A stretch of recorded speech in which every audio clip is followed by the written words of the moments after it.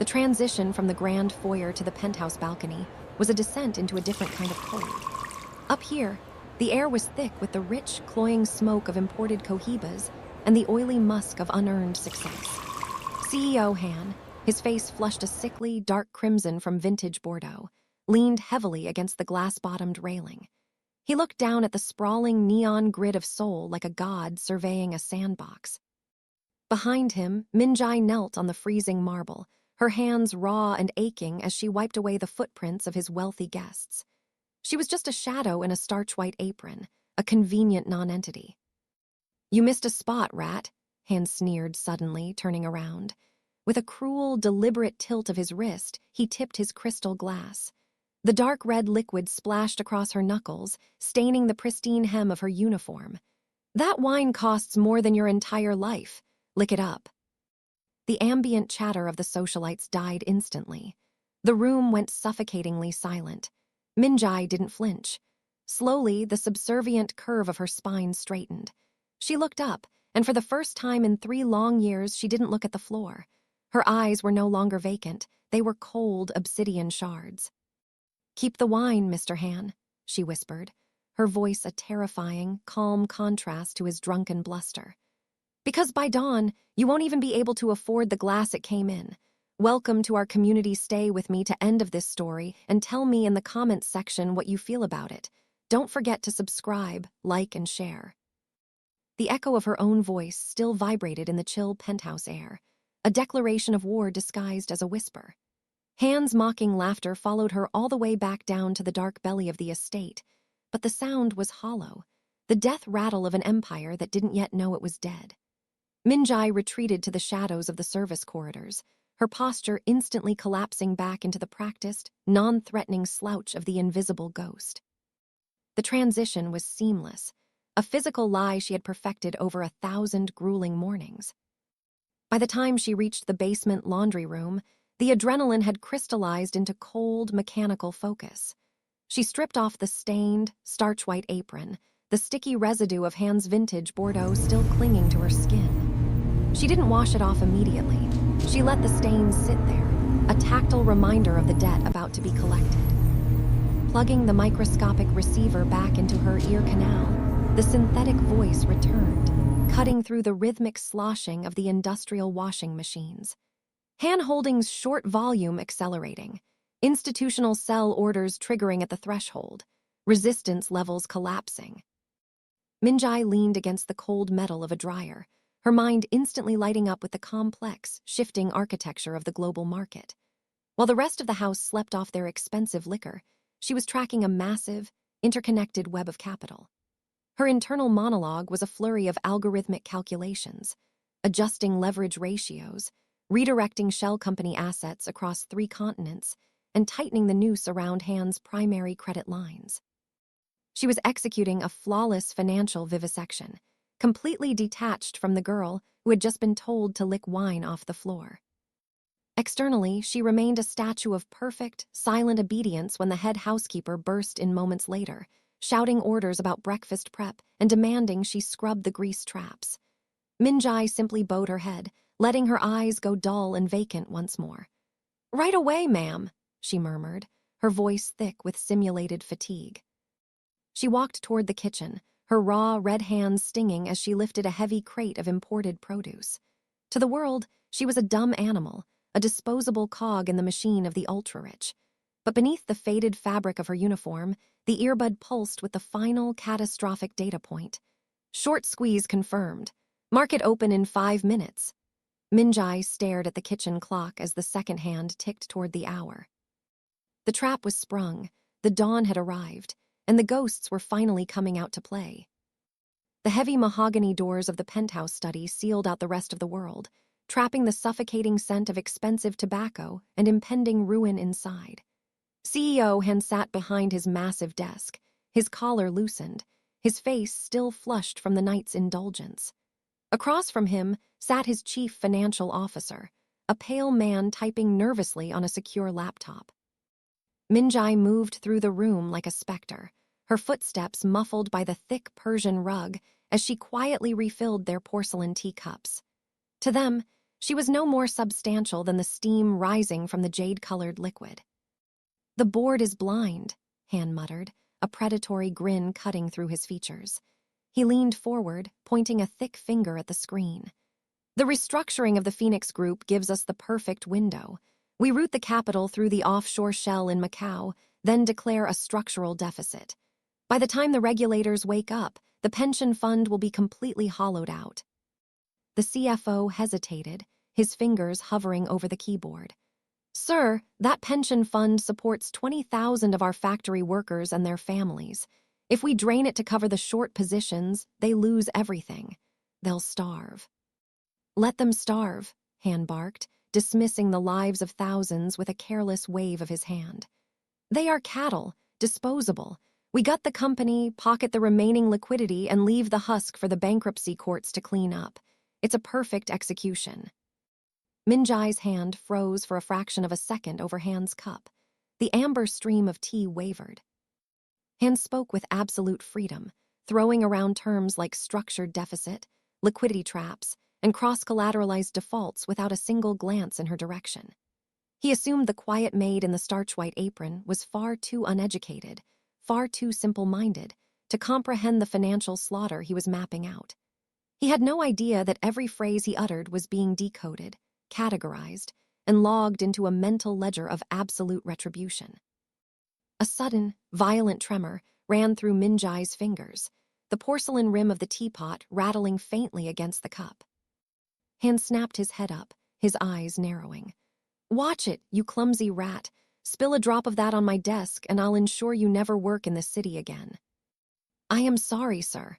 My hands are cold," Minjai whispered, instantly dropping her head, her voice trembling in perfect imitation of a terrified servant. But it wasn't fear that made her blood run hot and her fingers shake. It was the sheer, suffocating effort of restraint.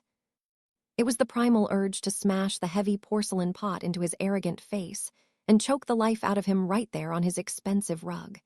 Instead, she took a slow, silent breath, forcing her muscles to relax, pulling her shoulders back into their submissive curve. She stepped back into the shadows. Let him celebrate his theft.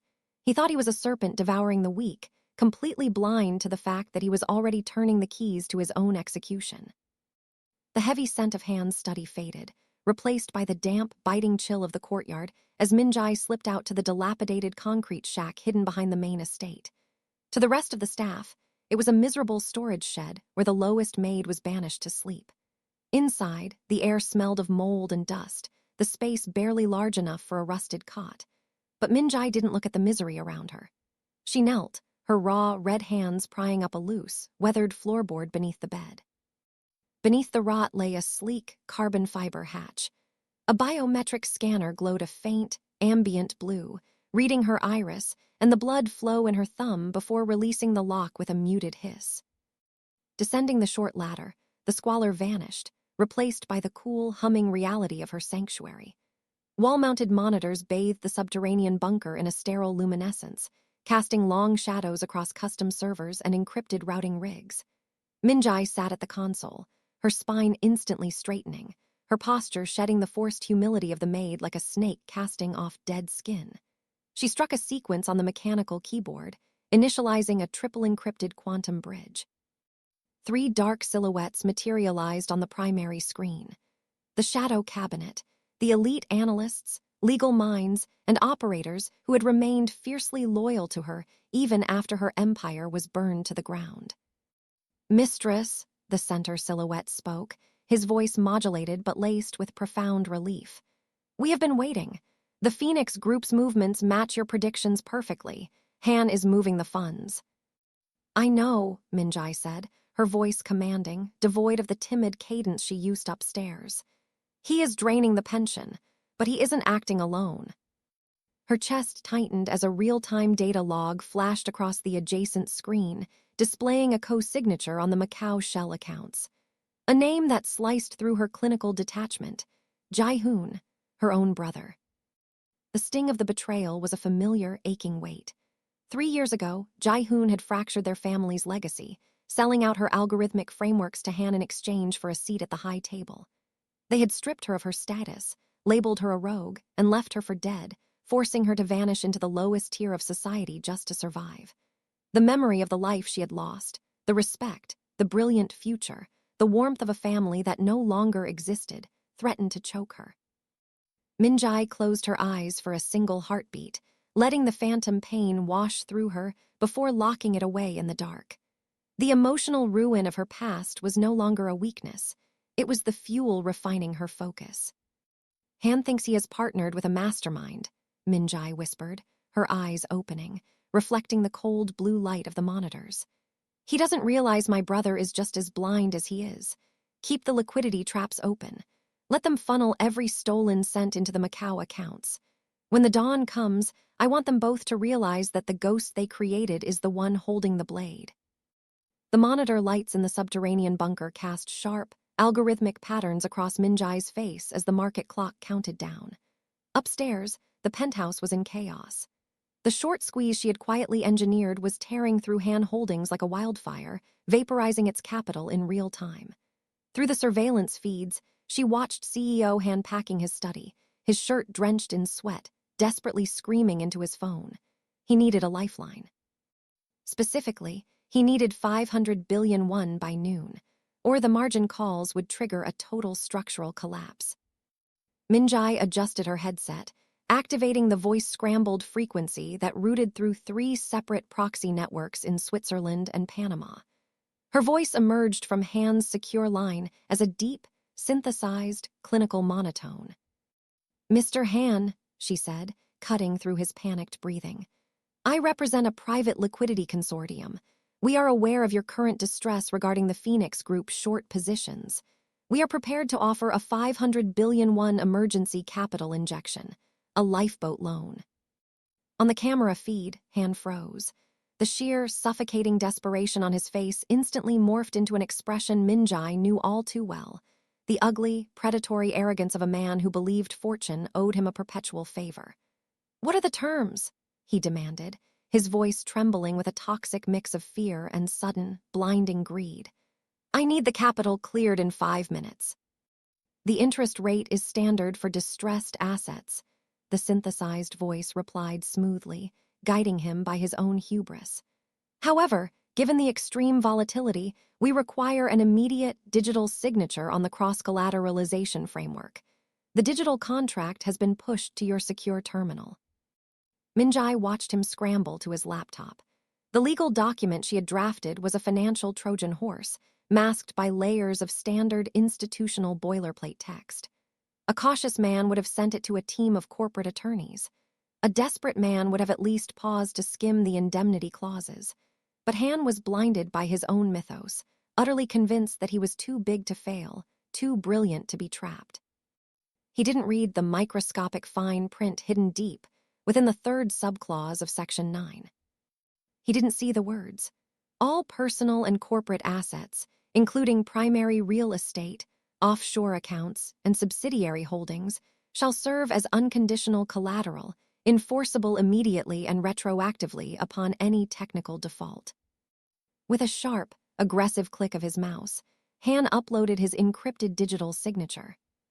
"Funds are routing," Minjai said quietly, her finger hovering over the kill switch on her own console. "Pleasure doing business with you, Mr. Han." She severed the connection, pulling off the headset as a cold, terrifying smile finally broke across her face. Upstairs, Han was likely celebrating, believing he had outsmarted the market once again. He had no idea he had just signed the warrant for his own total erasure.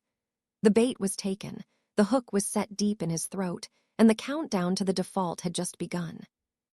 The crystal chandeliers of the grand ballroom spun a web of fractured light over a sea of silk, diamonds, and unearned confidence. CEO Han's victory gala was a masterclass in grotesque excess.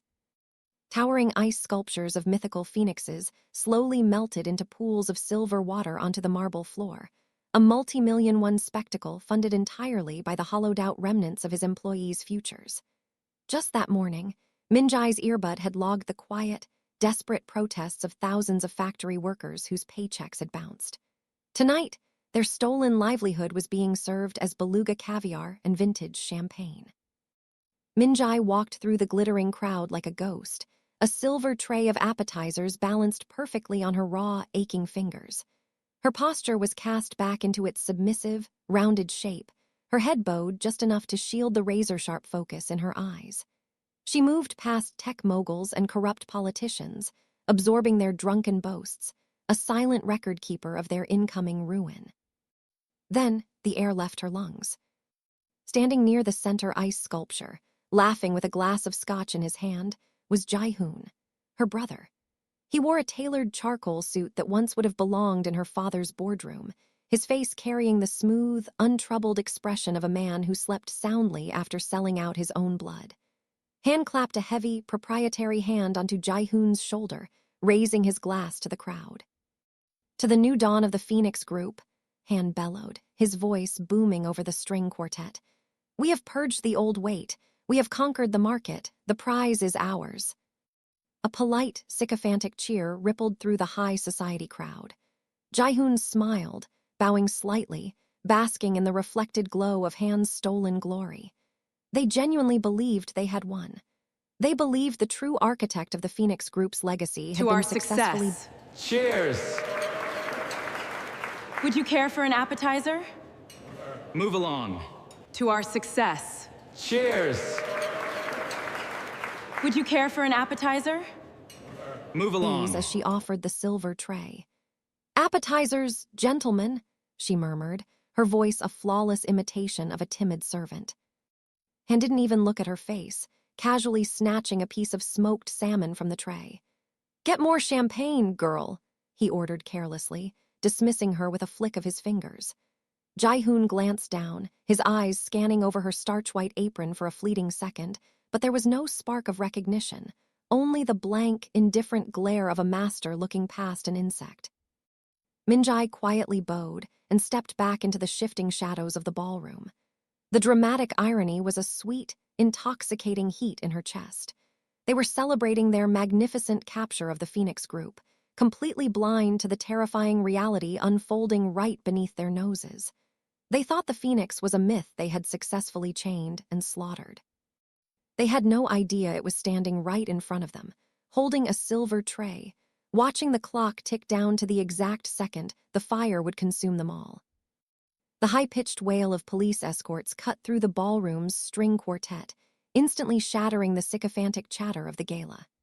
Outside the towering glass windows, a fleet of armored black sedans rolled up the private drive, a monolithic motorcade that had effectively brought the heart of the city's district to a grinding halt. The sheer, suffocating weight of absolute authority rolled ahead of them. Inside, the shift in power was instantaneous. CEO Han's arrogant posture evaporated. He dropped his glass of vintage Bordeaux, not even noticing as it shattered against the marble, and rushed toward the grand double doors like a terrified servant eager to please.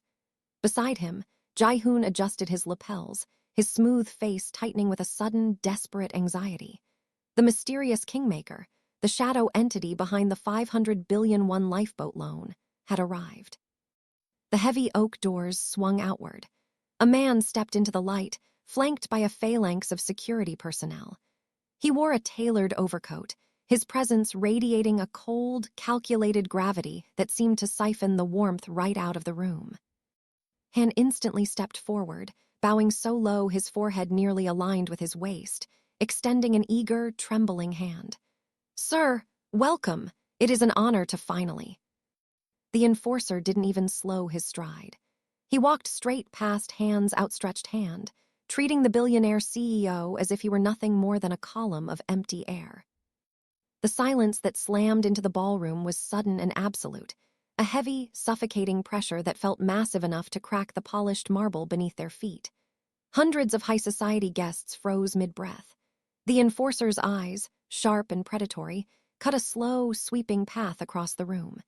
He ignored the politicians, he ignored the movie stars, and he ignored the desperate, pleading smile of Min-jae's brother. Instead, his gaze locked onto the dark perimeter of the ballroom. He marched with measured, military precision straight past the center ice sculpture, heading directly toward the shadows near the kitchen service doors. The crowd parted like the sea before a storm. Han and Jae-hoon scrambled after him, their faces pale, utterly bewildered by his trajectory. The enforcer stopped. He came to a halt exactly 2 paces away from the girl in the starch-white apron, the invisible ghost who stood holding a dirtied silver tray. Minjai didn't lower her head. She didn't round her spine. Slowly, deliberately, she let the tray slip from her raw fingers. It hit the floor with a sharp, echoing clang that echoed like a gunshot in the dead silence. For the first time in 3 years, she stood perfectly straight, her true posture unlocking, her eyes reflecting the cold brilliance of the chandeliers. The enforcer clicked his heels together, bowed deeply from the waist, and spoke into the terrifying quiet. "The market has closed, mistress. Every trap is sprung. We await your command." The sharp, echoing clang of the silver tray hitting the marble floor was the sound of a guillotine falling on the old world. As the dirtied glass and discarded appetizers scattered across the polished stone, the suffocating silence in the room fractured. Minjai didn't look down. The vacant, dim-eyed look of the subservient maid vanished, replaced by an expression of such absolute, lethal clarity that those standing nearest her instinctively took a step back. With a smooth, unhurried motion, she reached behind her waist and untied the knot of her starch-white apron. She cast it aside, letting the cheap, stained fabric pool like a dead skin on the floor. Beneath the uniform lay a seamless, midnight blue silk gown, a masterpiece of bespoke tailoring crafted from rare, obsidian-threaded fabric that caught the light of the chandeliers like liquid starlight. It was a garment that cost more than Han's sprawling penthouse estate, a deliberate armor she had worn hidden in plain sight. Waiting for the exact moment the trap would snap shut. Her posture fully unlocked, her shoulders squared, her spine aligned with the regal, unyielding grace of a woman born to rule empires. CEO Han's jaw slackened, his eyes bulging as his brain struggled to bridge the gap between the girl he had called a rat and the terrifying sovereign standing before him. Beside him, Jai-hoon choked on his breath, his face draining of all color as recognition finally struck him like a physical blow. "Minjai," he whispered, his hands trembling. When Minjai spoke, her voice didn't carry the quiet, timid cadence of a servant. It was a projection of pure, resonant power that filled every corner of the massive ballroom, cutting through the heavy silence like a diamond slicing glass. "You look surprised, Mr. Han," she said, her tone smooth, clinical, and utterly devoid of mercy. She took a slow step forward, the midnight silk whispering against the marble. "Did you truly believe that a predator of your limited intellect could dismantle the house my father built?" Han staggered back, his hands wildly gesturing toward the enforcer, toward his guests, toward anything that might offer protection. "This is a mistake, you're a maid. You lost everything. The Phoenix Group belongs to me." A cold, devastating smile played on Minjai's lips as she looked down at the ruined man. The dramatic irony had reached its final, beautiful climax.